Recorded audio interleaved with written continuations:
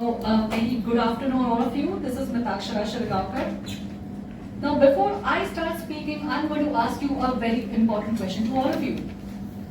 How many of us set goals or have set goals in our life till now? All of us, right? And we already know something called a SMART goals, that is specific, measurable, achievable, time-based, and relevant and time-based. But my question is, do we really think behind what goes on in our minds before we set our goals? Yes, no, yes.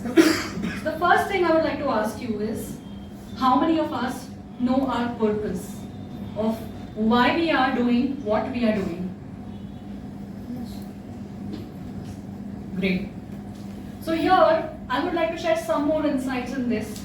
That nowadays there is a new terminology called smarter goals, where we are not just stopping at the time-bound feature of the SMART goals, but there is E, which stands for evaluate, and R stands for revisiting our goals. And the reason is because most of the times, although we have set our goals, it could be the case that we have not really thought deeply. And why this happens is because in today's world, where there's a lot of competition, there's a lot of noise, our conscious minds can also get really dizzy, a bit confused, and that's where the goal setting may not be as effective as it should really be. And so for our businesses, there is something called meaningful goals that we all need to set. And there I would like to introduce you to something called a balancing act. Now, what is a balancing act? In that, the first thing you should identify that the goals that you have set, even if they are achievable, even if you have set a time limit to it, the question is, are they hard-bound goals? Or you might need to be a bit flexible with them, because sometimes if your goals are not set and if the individual is not resilient enough, that can create a very big emotional burden. And it will not take even more time to set that person in a negative spiral.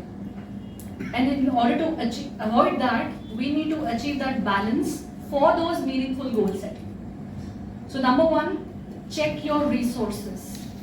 Before you set your goals, ask yourself the purpose as to why you need to set that goal. How is it aligned with your purpose? And try to identify what are all those resources that you have within you or around you which you can utilize effectively. That's number one. The second, you have to understand what are the constraints that you are facing. Because every individual will have different set of challenges, different difficulties, and that also can create a little hindrance in everyone's goals. So that also needs to be taken care of. See, it's simple, right? If you are going to travel from point A to point B, we all switch on our Google Maps, and there we may have traveled from that between those 2 points in, let's say, 1 hour, but today there is something else. Today there is a roadblock, there is an accident, there is some repair work going on, and that is the constraint. So even in our lives, there will be certain constraints which are different than others. And that's why identify where do you see blockages. The third, identify your own situation and identify your own phase. Because a meaningful goal, which could be set by an established entrepreneur who is into the business for 5 years, would be definitely different than someone who is just starting or someone who wants to quit their job, right? So that's where you need to evaluate your situation.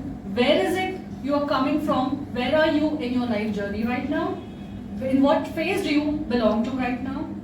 And last but not the least, a personal SWOT analysis, wherein you need to identify yourself as a person, because your capabilities, your talents, your skill sets, your weaknesses also will determine how effectively, how productively can you move towards your goals. And there is where we can definitely sit down and break your goals into smaller pieces and create a roadmap for yourself so that those meaningful goals can be actually set. Now, for example, let's say a person wants to get into the business of home chef. Okay, thank you. For more examples, you can come back to me.